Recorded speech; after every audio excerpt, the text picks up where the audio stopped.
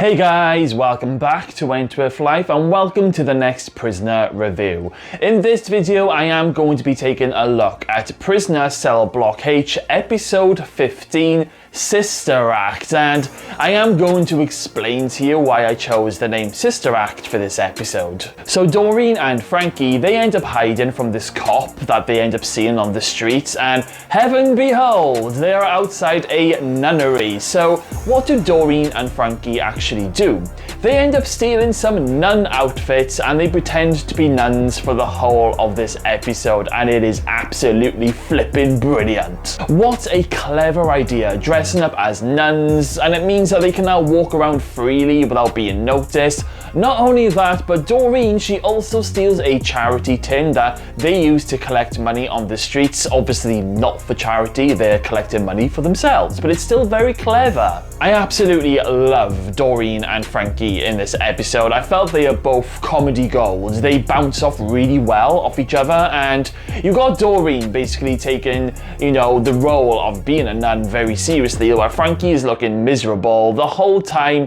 You got Doreen telling Frankie to cheer up and walk properly. I absolutely just applaud the writers for this storyline. It's brilliant. Frankie ends up getting a little bit of a brainwave while they are out collecting money. So basically Frankie thinks that all they need to do is to find a really rich old person who lives alone and doesn't have any friends or family visiting them, so that they can pretty much rob them without any disturbances. So they go around knocking on houses that look really old and really rich, looking for an old person. By the time we get to the end of the episode, they find this house, and when they knock on the door, this little old lady with a walking stick opens it up and tells Frankie and Doreen that she lives alone and that, they are probably the first visitors that she has seen in months. Also, her family only visit her, maybe once a year, which is actually quite sad when you think about it.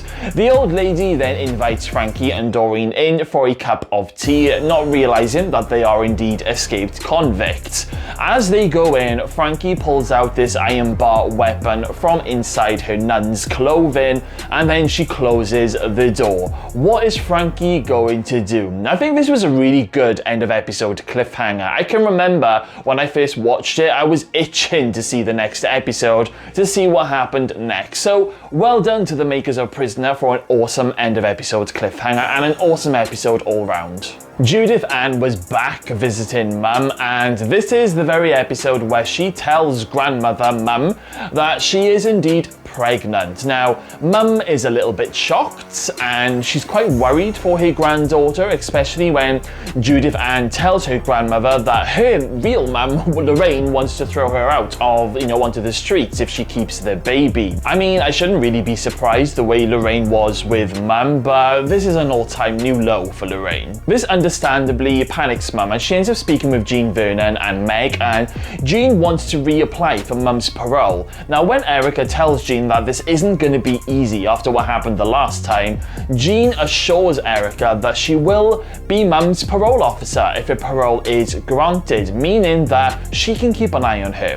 Whereas last time, Mum, she had just basically literally finished her sentence. It wasn't an actual parole. So last time she had no means of support when she was released. So it will be very different this time. Oh, I really hope Mum does get released and that her and Judith Ann, they can then move in together. Mum deserves a bit of happiness in her life. We met successful lawyer Steve Wilson in this episode when Greg Miller was trying to get him to take on Karen Travis's case for a retrial. Now, Steve agrees to go and see Karen, and when he does end up firing some difficult questions at Karen because he needs her to open up and to be honest about everything so he can get the full story. And Karen does struggle with this at first, but he does manage to gain her trust towards the end of this meeting that they have, and he does agree to, take on the retrial to represent her. So, is Karen going to get out of prison? Well, we'll just have to wait and see, but it's going to be a long journey. Also, Karen and Dr. Miller, they end up kissing in his office, and Who should walk in at that very moment?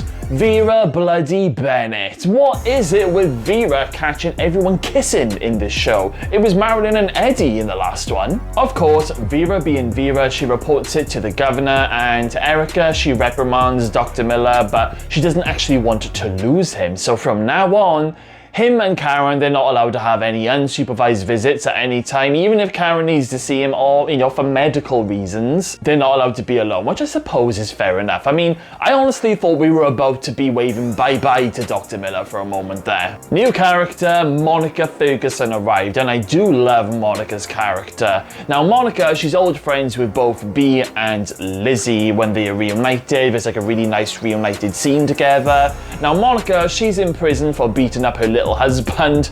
Apparently it's something that happens quite frequently. Monica does seem like a really good laugh, but you wouldn't want to get on the wrong side of her. There's actually a really funny scene where Monica is snoring during the night, and she pretty much, keeps everyone awake in the prison, and a huge argument erupts in the middle of the night. Later on, Bea discovers that Monica is actually running a milk bar, and she tries to get her to let Eddie and Marilyn run it when Marilyn is released, because Eddie is still out of a job. But Monica, she isn't seeming keen for the moment. Lynn Warner did arrive back on remand in this episode. Well, it was in the later part of the episode, and she's looking really down and depressed, which is not surprising. Meg is disappointed. Bea thinks that Lynn is stupid. How much more can Lynn take? I really did enjoy this episode. I thought there was a lot of great comedy moments. It did sometimes feel like a bit of a carry-on film, but it works, and I love the nun storyline, and I'm loving Monica Ferguson. The only thing that I'm sad about is that, Frankie's exit is getting closer and closer now. My favourite part of this episode has to be Doreen and Frankie dressing up as nuns, and my least favourite moment has to be... Do you know what, guys? I don't actually have a least favourite moment for this episode. I mean, even Jean Vernon, she didn't annoy me in this episode, so I honestly really enjoyed this episode as a whole from start to finish. Now then, I want to hear all of your thoughts. What do you guys think of Prisoner episode 15? Let me know what you think of Frankie and Doreen dressing up as nuns. Let me know in the comments box below. Okay then, guys, well, thank you all for watching this video. The next one is literally just around the corner, so I will see you all again very soon. Bye, guys.